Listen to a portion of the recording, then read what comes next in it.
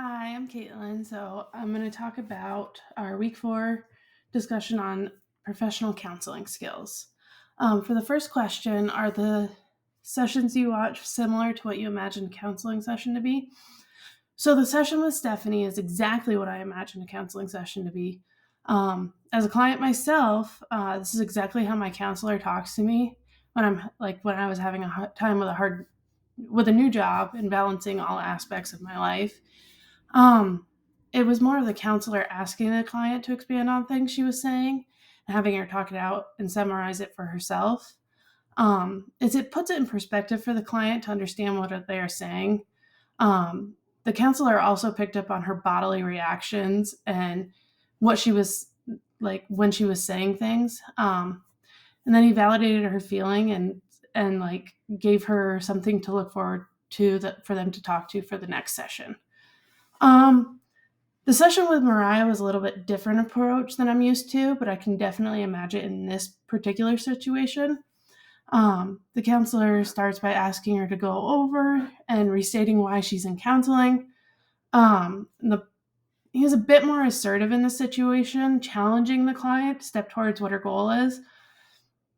Counselor addresses her issue and what she wants help with, and how she keeps going back in the same direction.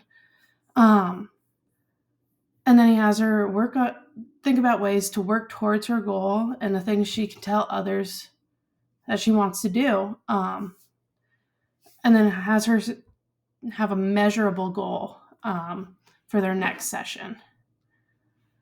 For the readings, the skills that really stood out to me were the willingness skills, empathy skills, assertiveness skills, and respect skills. Willingness skills were a big impact because it leaves responsibility of a person's actions on themselves. But they do also have an impact on others from your actions and vice versa. As the textbook by Simmons and others states, we as counselors have to make the choice of being willing to endure negative feelings required to maintain a professional relationship with our clients without losing our own self or sacrificing our happiness. When it came to empathy skills, in my opinion, showing that your client that you're there for them and you accept them without necessarily condoning their actions. The assertiveness skills are where I know I would struggle, and it's something I know I need to work on. I believe it's important to be honest in the counseling relationship and having the client be honest with you. Good way to do that is a way to acknowledge how they feel while also giving them gentle reminders of things that they can work towards.